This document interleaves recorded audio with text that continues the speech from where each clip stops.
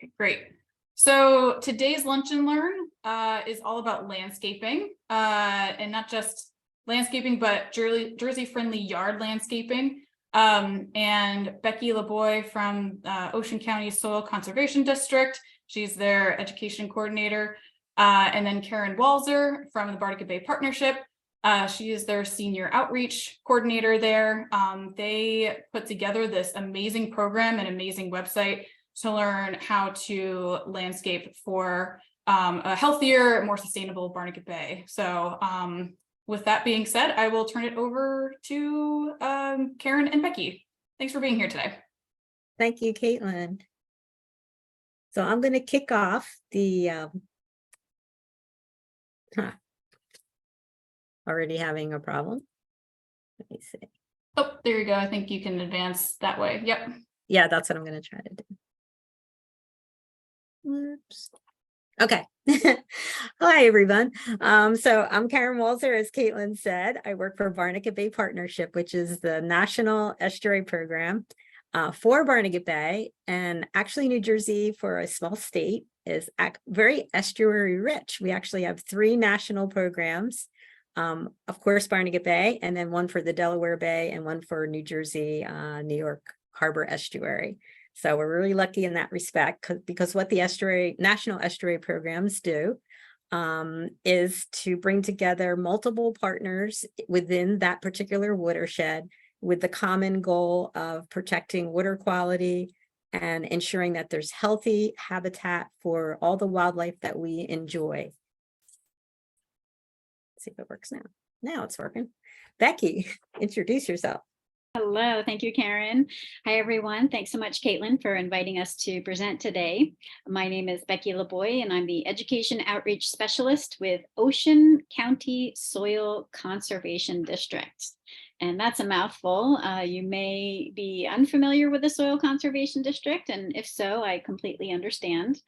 Unless you're a builder or an engineer or a farmer, or if you're having a new house built, you have most likely never heard of a soil conservation district. And the primary purpose of a soil conservation district is to ensure compliance with regulations regarding the disturbance and protection of soil. So we want to protect our soil.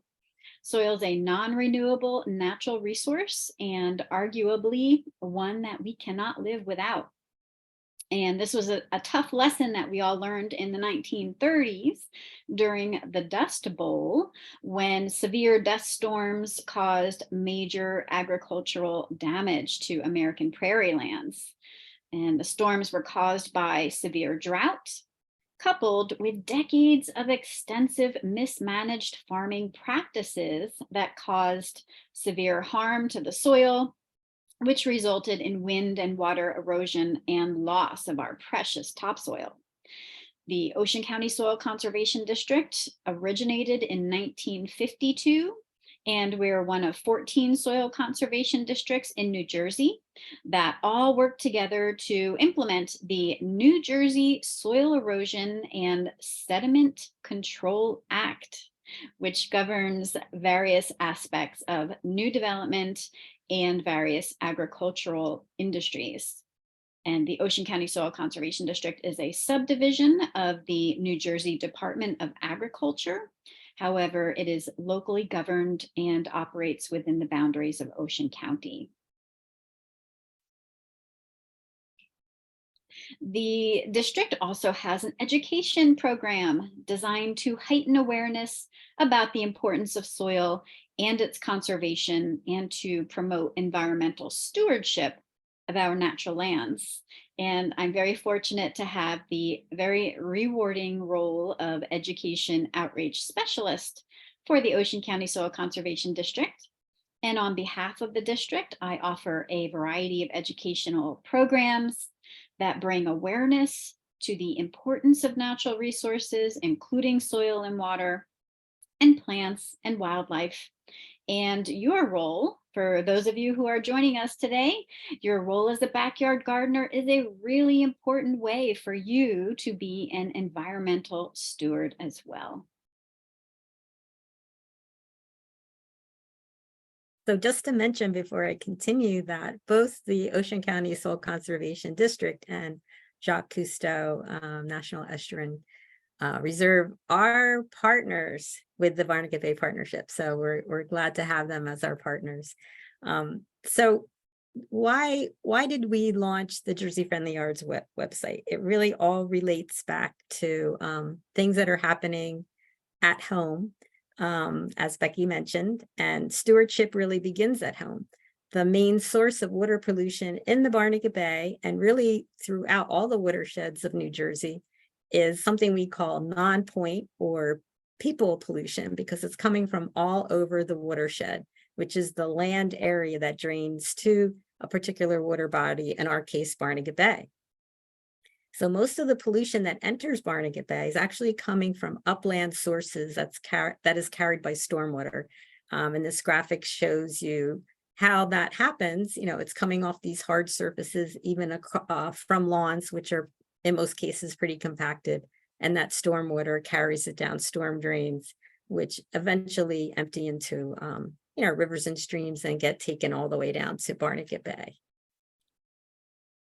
So this is a graphic that was created by Chris Kloss, who works for the Ocean County Park System, to kind of give you an idea of a healthy landscape versus a developed one that ends up, causing more pollution, some of that people pollution, to get into our waterways. So this is indicative of the healthy landscape and what happens when it rains. So the water, has a lot of opportunity to infiltrate into the soil, which actually helps to clean any impurities that might be in that water, and then makes its way to the water body, not carrying any pollutants with it. But then you have changes due to development, which has definitely changed the landscape in New Jersey. And a lot of that vegetation is removed, which leads to an increase in hard impervious, meaning water can't pass through it, surfaces, which has resulted in more stormwater runoff. So the fertilizer is an example of the type of things that could be on the land, which gets carried by the stormwater. So now it's on that hard surface, and the stormwater just carries it directly right into the nearest water body, and of course, eventually into the bay.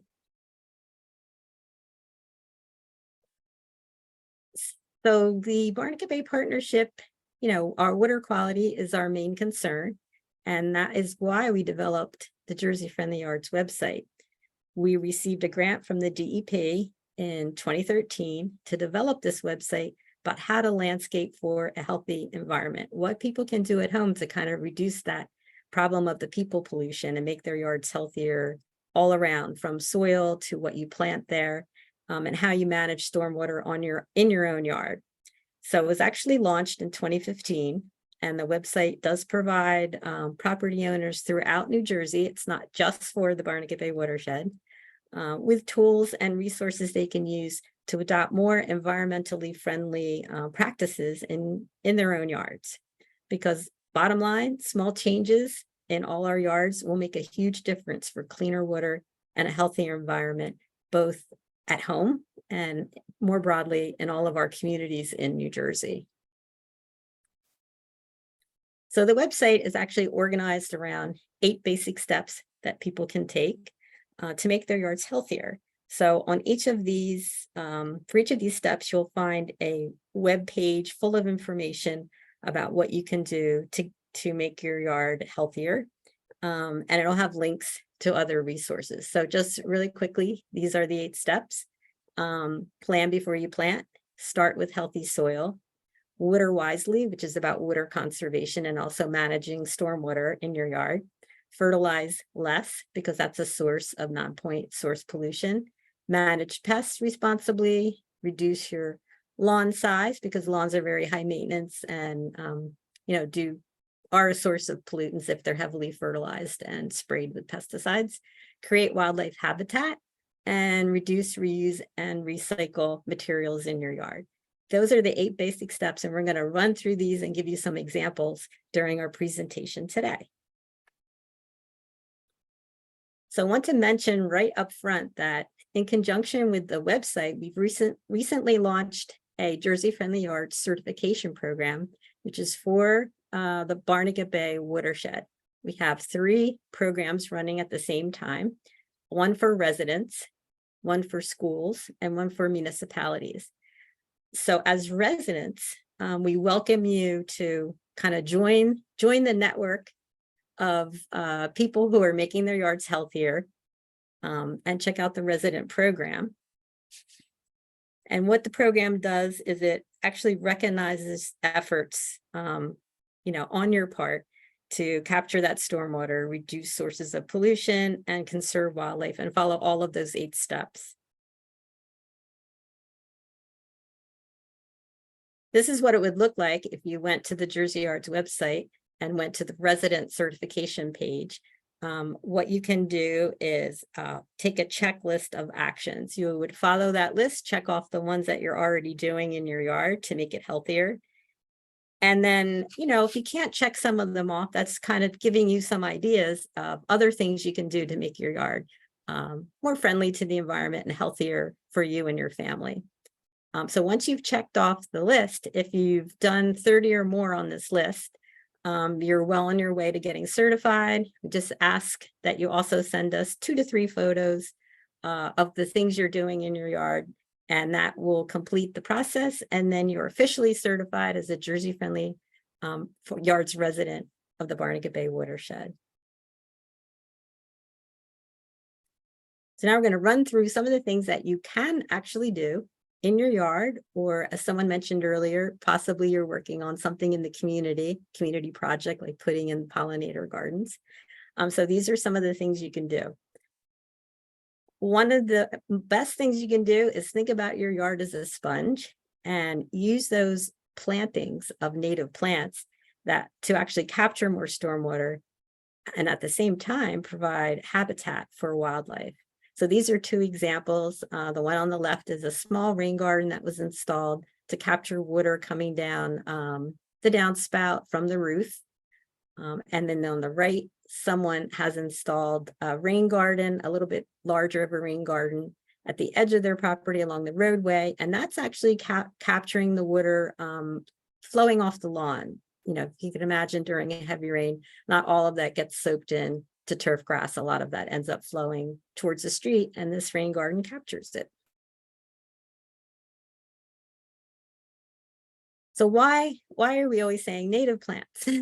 Native plants have evolved over thousands of years to thrive in our area's local conditions. So they are very well adapted to our soils and our climates. If you think about the sandy soils in our watershed and much of South Jersey, many of these plants are ideally adapted to those conditions. They're also adapted to the other plants and animals around them because they've evolved together over those many thousands of years. And they have natural defenses to local diseases and pests. So the bottom line is they're very hardy. They're very easy to maintain. They do not need a lot of pampering. And once you have them growing in the right place, they'll thrive without irrigation, without fertilization or pesticide applications. So as you can imagine, that reduces those sources of pollution and is just healthier all around and conserves water. So this is one of my favorite graphics because it actually illustrates the difference between the very deep and very robust root systems of native plants versus, I don't know if you can see my pointer, the very short, all the way on the upper left, the very short root systems of turf grass. So if you can see the numbers showing the depths, the grass roots don't even make it to 1 foot. They're usually about 4 inches or so deep, whereas the native plant roots go several feet, depending on which species, but all of them go several feet down into the ground. And what this does is they're able to pull those nutrients and that water from deep down. That's partly why they are so hardy and able to survive with not much watering or fertilizing, because they have access to that deep in the soil. The other reason that this is great is the root channels actually help to get water back into the ground when it rains. So if you look at all those tiny roots, each one of them is a channel for water to get into when it does rain. Instead of, if you look at those grass roots again, it's not going to get much in or very far in. So more runs off of lawns than would run off a nice healthy bed of native plants.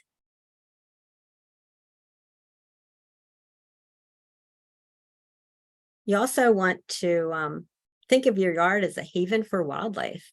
So while you're putting in these beds of native plants, you're providing the foundation for all the food webs in the ecosystems around you. So they provide food, they provide shelter and nesting sites for wildlife. And it's important to remember that we have had a lot of habitat loss. Think back to that graphic with the showing the development and the removal of a lot of our native vegetation. And that's impacting, along with climate change, all of our local wildlife. And there has been actually a very steep decline in the North American bird population over the last 50 years. We've lost 2.9 billion, almost 3 billion birds since 1970, according to Cornell Lab of Ornithology, which is about 30% of the birds are gone since that time. And we also have experienced some really steep declines in insect populations too. Insects are pollinators, they're natural enemies of pests, they're decomposers, all really critical to having healthy ecosystems.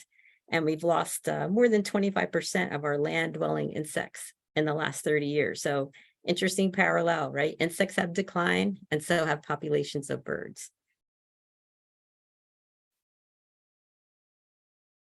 So another really important thing you can do to make your yard healthier is try to replace some of your lawn with native plants. And we know that's a big ask, but you can chip away at it. A good strategy is maybe to start along the edges of your property and work back in. The photo on the left is kind of an extreme example of a huge lawn. A lot of people don't have that much lawn. But it's interesting to note that in the United States, there are over 40 million acres of lawn, which is more than the total acreage in agriculture in the whole United States. We have more land growing lawn. It's been called our biggest crop. So that's detrimental really, because lawns are wildlife deserts. It's a monoculture, not very supportive of a diversity of wildlife. And also because they are so high maintenance, again, like I mentioned before, the fertilizers and pesticide applications are major sources of water pollution. Another thing to keep in mind when you are planting things, go native and avoid those invasive non-native plants. If you have any in your yard and it's easy, I would recommend removing them when you can, because what's happening with these invasives is that they are spreading from yards to natural areas, replacing the native plants that are providing that food, shelter, nesting sites for wildlife. And they do not offer that to wildlife at all because they come from different continents. They haven't evolved together. So they're not a food source or anything for our native wildlife. So a really good resource is to go to the New Jersey Invasive Species Strike Team website, which is here. And we can share that later in the chat if you like. They have a great do not plant list if you're not sure what's considered to be invasive and what's not.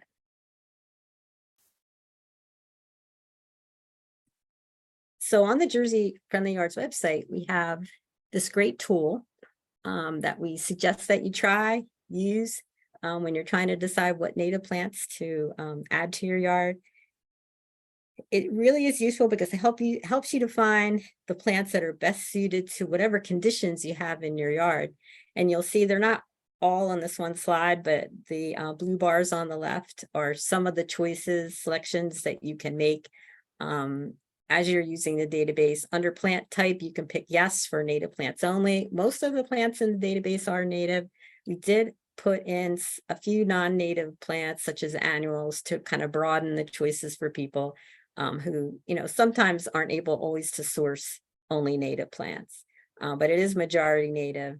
You can select what you might want. Wildlife you might want to attract, birds,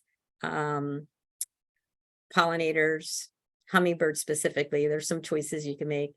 You can select for deer resistance, and very important, you would want to put in, the light requirements, or do you have full sun, partial shade, and the soil type and the soil pH and so on. Drought resistance is another one.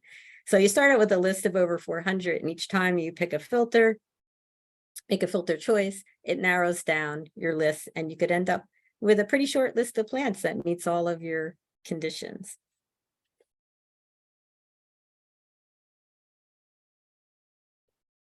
And at this point, Becky will take over to give you an example of someone who did just this in her own yard, used the Jersey Yard website to pick plants, and really did follow through the 8 steps of the Jersey Friendly Yards website.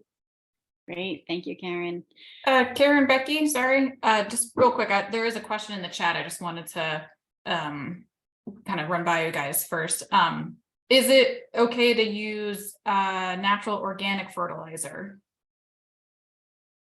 My opinion is they're much preferable than using synthetic chemical fertilizers. They will be slow release, and not end up polluting the water as quickly or as much. But on the other hand, if you do plant native species, you should not, maybe initially, for that first year or two, you will have to water them. You might want to give them a little boost of slow release organic fertilizer when you first plant them. But once they're established, they're better off on their own. They don't really need that, which is a great advantage. It's like time saving, money saving, and better for the environment. But organic fertilizers are much preferable. Sure. I'll also add to that. You may not even need fertilizer. So the best approach to determining that is to get a soil test, and you can easily get a soil test through Rutgers Soil Testing Laboratory. You can take a sample of your soil and send it away, and you can get an NPK test that will let you know exactly how much of each of the fertilizers, the major fertilizers, you have, major nutrients you have in your soil, and you might have optimum levels of NPK or phosphorus and potassium, and you may not need to apply any at all. So that's always something that you can do ahead of time. So I'm going to take you on a little tour of this amazing yard. This yard is owned by Phyllis, who is a master gardener in Ocean County. And Phyllis wanted to turn her struggling lawn that has dry, sandy soil into an oasis for pollinators.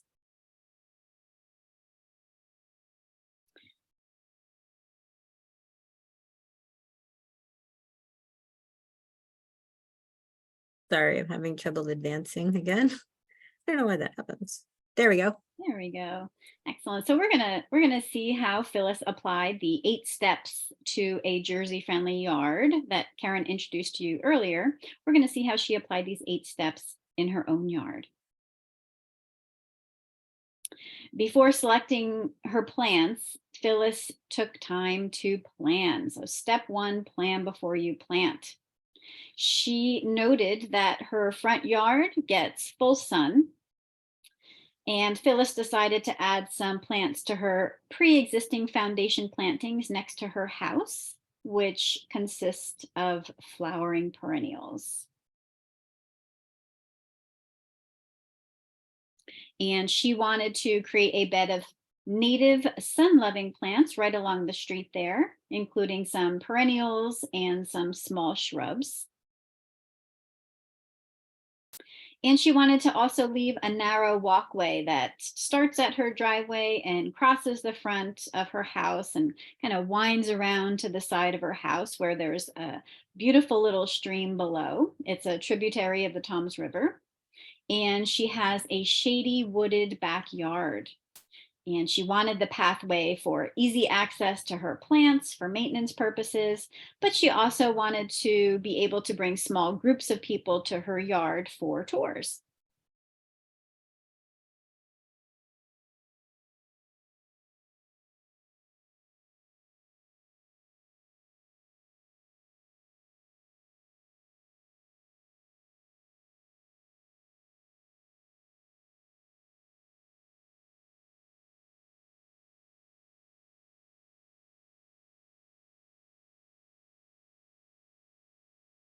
just working on advancing our slides here.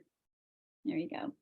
And Phyllis did exactly what I was explaining earlier. She started with healthy soil by taking a sample of her soil and sending it away to the Rutgers Soil Testing Lab. And on the Jersey Friendly Yards website, if you go to step 2, start with healthy soil, on those pages, you will actually see this little video. You can click on the link and you can play the video. It's just a short few minutes, and it will show you exactly how to take that soil sample and send it away. You actually mail it away through the Postal Service to Rutgers Soil Testing Lab, and you can get your soil assessed. And this is a picture of a soil texture pyramid. And Phyllis had several different tests. So she wanted to determine the soil texture. And her soil test results showed that her yard soil texture was somewhere between sandy loam and loamy sand, meaning there's a high content of sand, somewhere between 65% and 80% sand, with a small percent of clay and silt particles sprinkled in.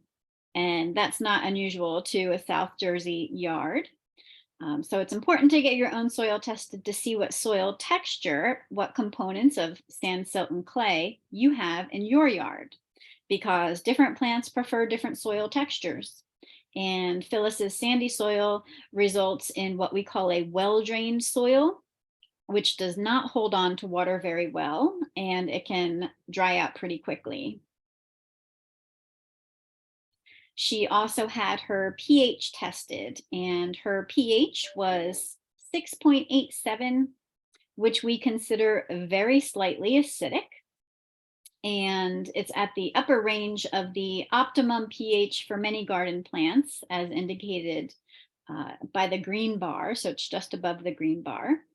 However, Phyllis was focusing on native plants, and many native plants prefer soil even more acidic than her own soil. So she also planned to add organic matter to her soil. And organic matter is an excellent remedy to many different soil issues. And it acts as what we call a pH buffer to soils that may be either a little bit too acidic or a little bit too alkaline. And it's also an excellent soil conditioner for soil that is very sandy or very clayey, because it's going to hold on to those nutrients and hold on to moisture in her dry, sandy soil. Healthy soil provides the foundation for healthy plants. And Phyllis used sheet mulching, or what we might call composting, in place to prepare her beds. So she completely suffocated her grass with cardboard and loaded it with compost, and created her pathway with wood chips. And eventually the cardboard breaks down and she's got her beautiful garden beds right there. As you recall, that was all lawn. And so now her soil is conditioned a little bit with the addition of that organic matter, and her healthy soil allows that rainwater, as Karen was talking about earlier, to infiltrate into the soil, and it will also reduce the need to actually water with that conditioned soil, with that organic matter addition. So compost is actually a mixture of decayed and decaying organic matter that not only provides a steady and balanced source of nutrients to plants, but it also builds the soil structure. When added to porous sandy soil, the compost, it acts like a sponge, holding moisture during dry weather. And in wet clay soils, it also improves drainage and it aerates the soil, helping to reduce the compaction. You can use compost as a top dressing, or you can mix it into the top few inches of the soil before planting. And it also makes a great mulch, and it helps to suppress the weeds, and it keeps plant roots nice and moist while also providing the nutrients. Healthy soil is typically about 40 to 50% pore space, so empty space, and compacted soil, or soil that has been pressed together from constant foot traffic or from machinery or heavy objects, that can pose a problem for homeowners and for gardeners. When soils are compacted, they lose that pore space. So you can kind of imagine all the soil mineral particles being squished together and squishing out that pore space. And without the pores, the soils lose the ability to capture and hold on to water and air that plants need for healthy growth. And earthworms and other soil organisms, they cannot move freely throughout that compacted soil. And of course, the plant roots are unable to penetrate the compacted soil. And that compacted soil is akin to that impervious surface that Karen was talking about earlier. So that can increase the stormwater runoff and create very unhealthy conditions in your entire landscape. When soil has the right mix of minerals and organic matter and pore spaces, it acts like that sponge that you want, absorbing rainwater and storing that rainwater. And this underground water not only provides a steady source of water to plant roots, but it also helps to replenish the groundwater supplies we use for drinking water in New Jersey. So keep your soil covered. Phyllis has lots of different ground covers on her soil. Plants such as wild ginger in the bottom photo not only protect soil and conserve water, they also provide habitat for wildlife. So let's take a look at a few other examples of some ground covers. You might be interested in bearberry, Arctostaphylos uva ursi, one of my favorite ground covers. It's native, it grows naturally, specifically in our pine barrens habitat. It loves sandy soil, nutrient poor sandy soil. Ground hugging, it's an evergreen. It has little, very cute little bell-shaped flowers that bloom in early spring. The leaves are rather succulent, kind of leathery. They stay green all season and they turn a really pretty reddish purple in the fall. And they get these really beautiful small red berry like fruits, which is food for birds and other wildlife throughout the wintertime. Very drought tolerant plant, also deer resistant and quite small. It's a ground cover, almost like a creeping vine type ground cover. Another favorite is called pussy toes. It's a great ground cover also for dry, poor soils that we have in South Jersey. It has somewhat velvety leaves. The flowers bloom in late spring as well. They kind of bloom on a stalk that kind of protrudes above the very flat leaves. Very cute plant, very drought resistant, also deer resistant like bayberry, and very, very short and hugs the ground. And then Pennsylvania sedge, I think this is one of Karen's favorite plants. It's a low growing perennial sedge, also good for dry areas. And this one actually tolerates shade, and it somewhat resembles a lawn. So if you're really loving your lawn, but you want to take steps to go native, this might be a great alternative to your lawn is Pennsylvania sedge. It's also deer resistant and grows to maybe about half a foot to a foot, but it somewhat kind of lays down a little bit. So it doesn't look like weedy grass. It looks almost like a meadowscape of green. So let's take a virtual tour of Phyllis's garden and see what kinds of native plants she selected. So there she is. There's Phyllis right behind her mailbox. She's practically obscured by her fantastically successful Jersey-friendly garden. As you can see, she converted most of her front lawn to beds of native plants, and she has her little pathway there for access. By removing lawn and replacing it with native plants, Phyllis has made her yard into a sponge that's going to capture rainwater. She doesn't use fertilizers in her yard. She uses the compost. She's hosted many garden tours for the Jersey Shore chapter of the Native Plant Society of New Jersey, and she showcases her beautiful garden and all of the pollinators that she's attracted to her yard with her native plants. So let's take a walk and see the colors and the textures and the life in her beautiful garden. So this large perennial, it's growing somewhat like a shrub. It's called wild bergamot or Monarda fistulosa, and it can grow to about 2 to 4 feet high. And if you are taking a walk past this gorgeous plant, you can actually hear the hum of all the different bees. When I toured Phyllis's garden, there must have been a bee on every single flower. And this plant is in the mint family. So flowers such as this one are very attractive to bees and other pollinators because flowers in the mint family are prolific producers of nectar. They're also not tasty to deer, making them a great plant for gardens in areas with high populations of deer. And Phyllis added a variety of drought-tolerant perennials in her foundation beds. So step 3, water wisely. So not only do you need to actively conserve water, but you can passively conserve water simply by planting plants that are drought tolerant. And these drought tolerant plants add lots of bright colors to her garden. She actually doesn't have an irrigation system in her yard. So it was smart to choose drought tolerant plants for her sunny front garden beds.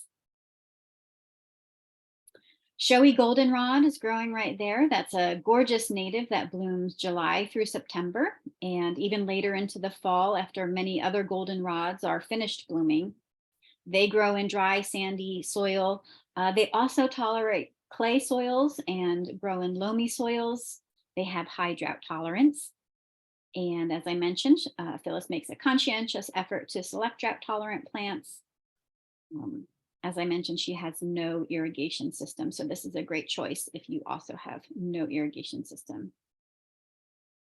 Another goldenrod choice for dry, sandy areas and you want to conserve water is the showy goldenrod. And these have those beautiful dense yellow flowers that bloom July through September. And the showiness of this showy goldenrod is also the beautiful red stems. They produce lots of nectar for pollinators, and they also attract lots of different beneficial insects. So she's really building an intact ecosystem by providing lots of different native plants in her yard that all attract different types of beneficial insects. And she also has a goldenrod species called stiff goldenrod and seaside goldenrod growing in her garden. These are both New Jersey natives. And the plant on the left is stiff goldenrod growing in Phyllis's garden, and the plant on the right is stiff goldenrod planted in a different Jersey-friendly demonstration garden. But I wanted to show you what it looks like in bloom. And you can see the dozens of bees that are buzzing around the stiff goldenrod that's in bloom. The goldenrod flowers generally attract honeybees and also bumblebees and beetles and moths and butterflies, all primarily seeking nectar. And the caterpillars of many moths also feed on various parts of different goldenrod species. And that's a good thing because those caterpillars are eventually going to turn into beautiful butterflies and moths. And sometimes deer and rabbit occasionally eat the vegetative parts of this particular plant, but goldenrods are known to contain what we might call mildly poisonous chemicals that generally deter herbivores from munching on them. And birds benefit in many ways from goldenrod. So sneaking step 7 in here, creating wildlife habitat. We certainly want plants in our garden that attract and feed wildlife. And pictured here is a ruby-crowned kinglet perched on seaside goldenrod. And it's actually gleaning those tiny caterpillars that we can find on goldenrod plants. So it's gleaning them from the foliage. So it's migrating through and able to find a food source. This is actually in the fall, during fall migration. And this next photo here, these are pine siskins, and they're actually gorging on the seaside goldenrod seeds in the fall, along with several dozen members of its flock. So this is a very important food source during fall migration. So continuing our walk down the pathway in Phyllis's yard, you can see that she has a variety of different flowering perennials. You probably recognize that purple coneflower on the immediate right. And purple coneflower has those pretty daisy-like flowers. They bloom in June through August in the summertime. And the flowers are a nectar source for pollinators, and birds eat the seeds in the fall and winter. And the purple coneflower, although it's not technically a native to New Jersey, we can consider it a Jersey-friendly plant because it does provide ecological value, and it is not aggressive in the garden. So it's not considered an invasive species. And purple coneflower tolerates poor soil, drought, heat, humidity, and salt. And this next photo growing right next to the coneflower is the dense blazing star. Those are spikes of fluffy purple flowers. They grow on those rigid stalks that bloom from the top down during the summertime. This plant does prefer a bit of moisture in the soil, but it does tolerate poor dry soil. Be sure and keep your soil covered with mulch if you're going to be planting Liatris baccata, dense blazing star. And mixed in with these plants, mixed in with the wild bergamot and the purple coneflower, here Phyllis planted a plant called Virginia mountain mint, and everyone should have mountain mint growing in their yard because it's a spectacular flowering perennial, thrives in dry or moist, sandy or clay or loamy soil, in full sun or part shade, and boy, does it attract pollinators. This common buckeye is indulging in the nectar. It's not known for showy flowers, mountain mint, but you'd hardly notice that because it's just buzzing with beautiful butterflies and lots of different pollinators. And the plant itself is really pretty. The vegetation is kind of like has shiny silvery leaves. And these pollinators just can't seem to get enough. Mountain mint, as the name says, is in the mint family, so it's continuously producing nectar. There are several species of native mountain mint, and as I said, this is a must-have plant in a Jersey-friendly yard. So here Phyllis is pointing out her shrubby St. John's wort. I love this shrub. It's small, it's compact, it has bright yellow pom-pom-like flowers. It's right behind that black-eyed Susan. And it seems like bees are absolutely addicted to the flowers. They dive in and they kind of swim around the stamens. And here's a picture of the flower. This plant tolerates a range of soil textures and soil moisture and pH. It grows in full sun or part shade. The flowers bloom June through August. Interestingly, these flowers actually don't produce nectar. They are visited by pollen-seeking bumblebees and other native bees. And the blue-green fine textured foliage contains a toxic chemical that deters deer browse. But the chemical is tolerated by caterpillar specialists such as gray hair streak, butterflies, and a variety of different moths who use the plant as a host. And as the shrub matures, that older woody stem, the older woody stems on the plant, they actually turn an attractive reddish brown color and they begin to exfoliate, offering an interest in the winter garden. And the sun-loving plants in this bed are tolerant of a variety of light conditions and soil texture types, and they tolerate dry to moist soils. So here we have black-eyed Susans in bloom. They have a long bloom time from June through September, and black-eyed Susans thrive in dry soil conditions. To the left is the seaside goldenrod, not blooming yet. Back by the coneflower and the wild bergamot, Phyllis has a 9-bark shrub that flowered earlier in the summer season when this picture was taken, and it's currently there forming berries for the birds to eat later in the season. But here is a picture of that beautiful 9-bark flower. Ninebark is a gorgeous shrub. It's wildlife friendly. It's spreading. It's deciduous. It has high drought tolerance, and it also tolerates poor soil conditions. It can grow to about 5 to 8 feet. And it also has exfoliating or peeling bark, which reveals layers of reddish brown inner bark, also offering winter interest, just like the shrubby St. John's wort. This plant tolerates poor soil conditions. I mentioned that. And so basically no need to apply those copious amounts of chemical fertilizers. And it blooms in May through June. And then the red fruit, it offers food for birds in the summertime. So we're going to turn the corner now around to the side of Phyllis's house and head north towards the stream, where here there's a large patch of common milkweed. It's kind of leaning towards the sun here. And its leaves are host to monarch caterpillars and other beneficial insects, such as this lacewing. There's 2 tiny eggs were found on this milkweed seed pod, 1 lacewing and 1 monarch egg.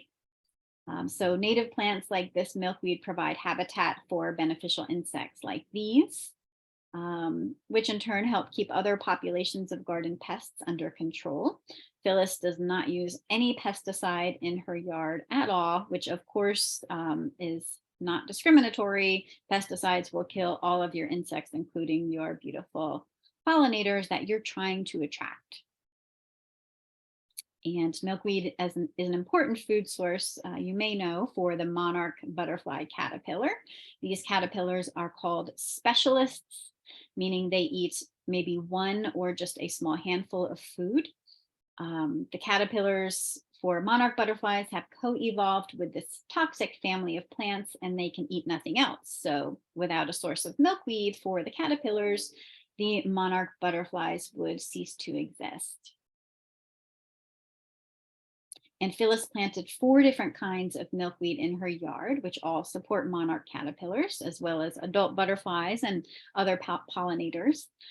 These plants include common milkweed, butterfly weed, swamp milkweed, and world milkweed. So as we turn the corner and we head towards the shady section of Phyllis's garden, across the path from the milkweed, right above the stream that kind of trickles past Phyllis's yard, she showcases what's called Helen's flower and great blue lobelia. And you can see how the Helen's flower receives the full sun. It's just in the front of the yard. And the lobelia closest to Helen's flower receives a little bit less sunlight during the daytime. So part sun, part shade. And this plant exhibits a wide range of tolerance to light conditions. And here's another close-up of Helen's flower. Daisy-like flowers. They have that distinctive fan-shaped rays on the petals and the prominent center. The flowers bloom from late summer until frost, and the colors actually range a little bit from this beautiful bright yellow to more reddish brown to orange. And the plants can be quite tall to add some vertical texture to your garden.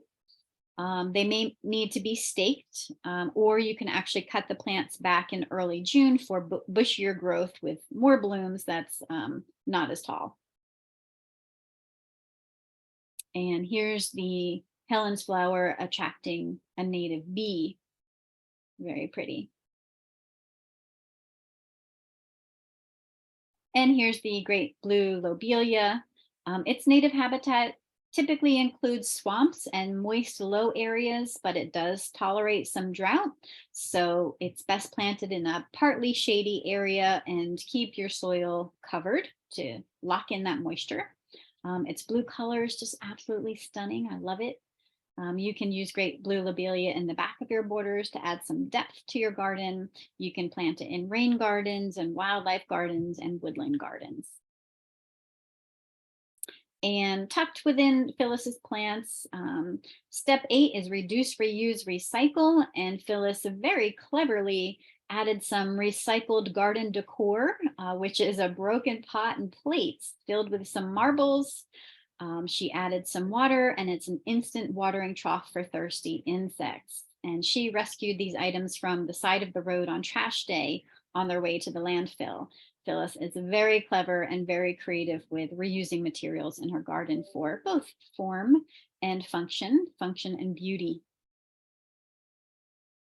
So walking a little bit further down the pathway on the north side of the house, the light is limited and the soil is able to hold a bit more moisture without being in direct sunlight. And Phyllis planted several species of ferns, including Christmas fern and ostrich fern. And beyond the ferns, looking down, is a beautiful view of the stream that meanders past Phyllis's house. As I mentioned, it's a tributary of the Toms River. Luckily, Phyllis uses no fertilizers or pesticides in her yard. Residue from such chemicals would be easily washed directly into the stream and then make their way into the Barnegat Bay and eventually the ocean, with harmful impacts on the marine ecosystem, as Karen was explaining earlier. So in this partly sunny, partly shady area closer to the woods behind Phyllis's house, the soil is richer with organic matter, and rose mallow thrives in either sandy or loamy soil. It prefers full sun but tolerates part sun, so it's growing just fine back here. It prefers well-drained to medium-drained moist soil, but tolerates well-drained dry soil as well.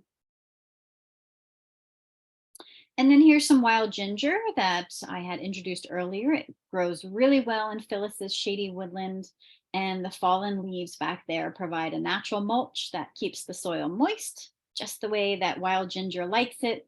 And the wild ginger is a good ground cover in garden beds.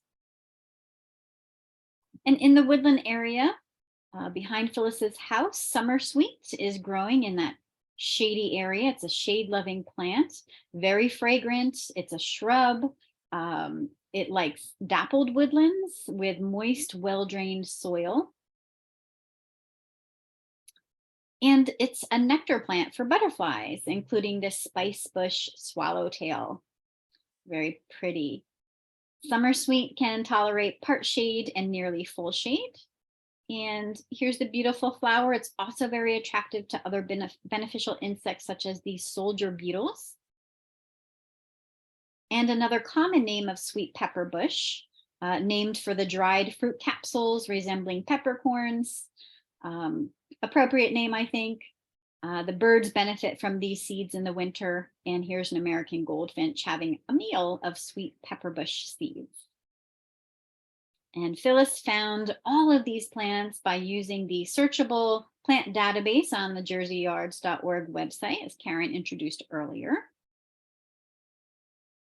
So finally, we reached the other side of Phyllis's yard, and there's her monarch way station, where she grows a little bit more milkweed and a plant called boneset in what she refers to as her mini meadow. And here's the common boneset plant. It's planted among the milkweed. It's a clumping perennial.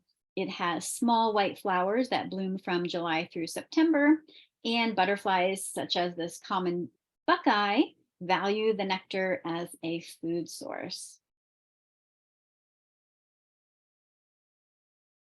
And if a meadow is what you're after, then the boneset mixes quite well with a plant called grass-leaved goldenrod, ironweed, and wingstem, all native to New Jersey.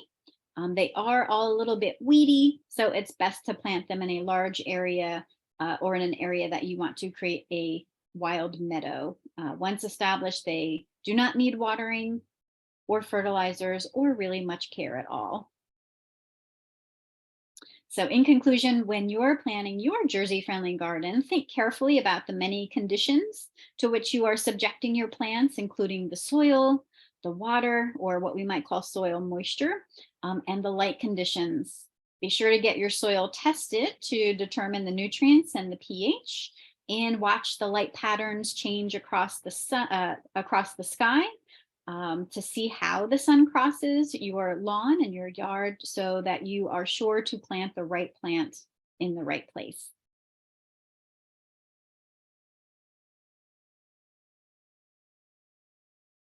So a couple final thoughts on the Jersey Yard, when you use the Jersey Yard's website to find plants. When you're using the searchable database, you can actually click on a wheelbarrow icon that will add it to a plant list that you can then print.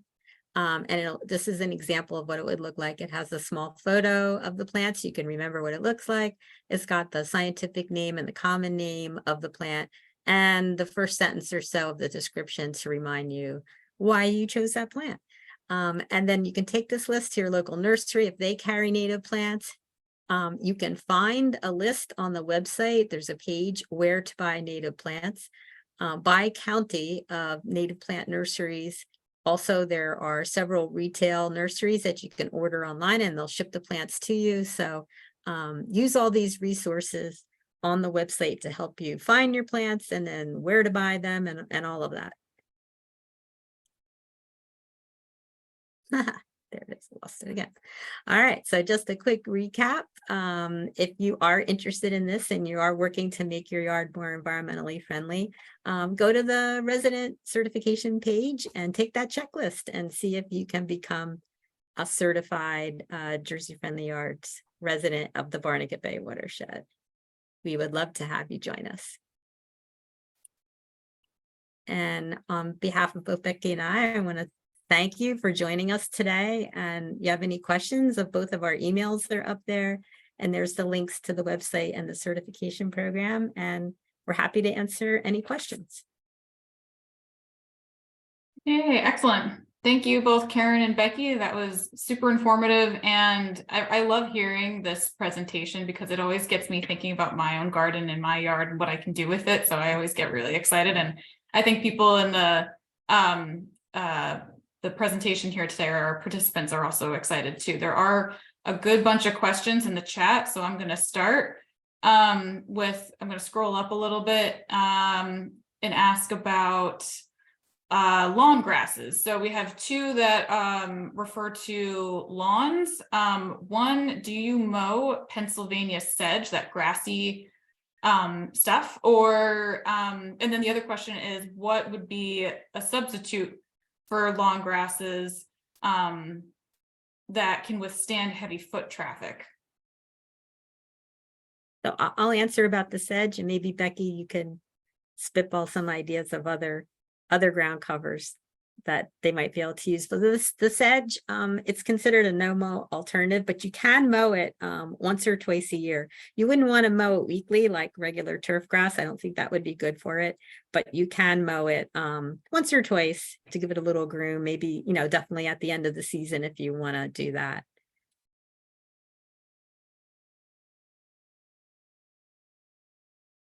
And then the other is alternative to lawn grasses that can withstand heavy foot traffic. Yeah, I would suggest going to the database and searching for ground covers because there's a whole selection of those. Plug in your different conditions of where you'd be planting it, and see what comes up. And some of them can take a little more foot traffic than others, but that would be my recommendation. I don't know, Becky, you have anything to add? Right, I was going to recommend the same thing. I'm actually on the Jersey Friendly Yards plant database right now, looking through some different ground covers. Foot traffic, you might need to get creative a little bit depending on, are you thinking kids playing soccer in the backyard? You probably want to stick to lawn. And that's okay. We're not saying take out every inch of lawn and replace it with native plants. Leave the areas of lawn that you're going to use as lawn surfaces, recreational or, picnic or whatever you're doing back there in your yard. And for I'll say more ornamental type ground covers. There's one called Green and Gold on the Jersey Friendly Yards website. Let's see. Ferns are, I love ferns. If you have, well, there's some ferns that like shady areas and there's some ferns that like more sunny areas. So you can choose different ferns. There's different types of heather that are appropriate for our dry, sandy soils that you can plant. There's ginger was mentioned in the slideshow. That's a great native perennial. You might be familiar with, let's see. I think in the website you can select like grasses or ground cover. Yes. Right? Yeah. And Okay. I'll just mention one more just because it's starting to bloom. It's going to bloom in the next week, I'm sure. One called golden ragwort, Pacra aurea. It has very kind of low growing green leaves that stay green throughout the entire winter, actually. And then it's one of the earliest spring blooming plants. So it kind of, these stalks come up and the flowers bloom really pretty yellow daisy-like flowers. So it's called golden ragwort or Pacra aurea on the Jersey Family Yards database. Great. So hopefully that helps. Our next question is, does 9-bark send out suckers? It does. It's not a naughty plant in the garden in the sense that it's going to spread all over the place. It'll send out a sucker here and there, which certainly you can trim easily. So it's pretty low maintenance. But I do caution you, if you have deer, the deer are going to eat it. I've tried to throw it in my yard and the deer, they ate it. Yeah, I had one in my yard and like Becky said, it's very well behaved and doesn't really spread, just an occasional little sucker here and there, but really beautiful shrub. And honestly, I have deer too, and for some reason in my yard, they didn't bother it. So you never know with deer, how their taste is going to run. All right, next one is about compost. Where can you get compost if you don't have a compost bin? You can get compost from the county. You can get it from your municipality as well. So you can go local, get it from your municipality. You can go countywide and get it from the county. Compost, there's compost and mulch. So they're two entirely different things. So do you know that? The county mulches leaves, so it's called leaf compost, and it can be really great and rich and full of wonderful organic matter. Basically leaves that have been crushed up and decomposed because of the soil organisms inside eating them, breaking them down into small pieces. The only thing you never know is what types of leaves or other plant matter have been introduced into compost that's not your own. Are there weed seeds in compost that's not your own? It's probably likely. I mean, I know I throw, weeds in my own compost, unless they're really bad weeds that I definitely don't want growing anywhere else in my yard, because as soon as you spread that compost, if the wheat seeds are not killed in the compost process, you're going to end up with, a new seed bank of weeds somewhere in your garden you probably don't want. But if I were you, I would reach out to the wonderful folks at the Ocean County Solid Waste Management is the name of the facility. That includes not only recycling, but composting. And the educator's name there, her name is Sandra Blaine-Snow, Blaine-Snow, and she is a wealth of information about compost. So you can easily Google Ocean County Department of Solid Waste Management and click on Sandra Blaine-Snow email address and contact her for more information. Great. And then something about water source. How do you keep your water source for insect and birds from going algae on the containers? So I'm not sure what container the person might be referring to. I'm thinking like bird baths. I definitely clean out my bird baths. They sometimes grow some algae and I have to get a brush, like almost a kitchen dish brush, something hard that I scrub off all that algae. And it's important to keep your bird baths nice and clean for the birds, so they have a nice clean source of water. If they're referring to a different type of container, I'm not sure, maybe they want to unmute and ask their question more specifically. Says plates or small bowls as a water source. Sure. I put some plates and small bowls out sometimes for, on the ground for ground scratching birds or other wildlife. And yeah, you just have to keep an eye on them and mechanically hand, wash them out. Okay. Karen, do you have any other ideas on that? That's it. You just have to clean them. And then finally, yes, so Karen, this will be on YouTube only, and probably I'd just give it like in a couple hours or a day or so. We usually have our lunch and learns on YouTube pretty quick. And then her final question is peat moss a good compost?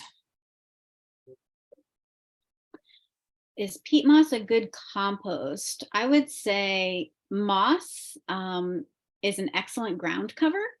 I don't know, it's so precious. I don't know if I would put it in and compost it in my compost bin. Yeah, it's on the acidic side, so you wouldn't want to directly put it down on a garden bed as a compost, like on top as a mulching compost or in the first couple inches. It could change the acidity of your soil.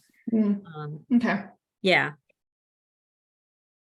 All right. Well, I know, I think I don't see any more questions, but if you do have any more, we'll kind of stop it there just because we're over time a little bit. But there is Becky and Karen's emails on that website, or I'm sorry, on that slide right there, as well as the Jersey Friendly Yards website, which again is incredible. It's been so helpful and a really amazing resource. So round of applause for Becky and Karen today. That was awesome. Seeing lots of great comments in the chat saying thank you. And yeah, everybody, happy gardening. This is the time of year, right? Yep.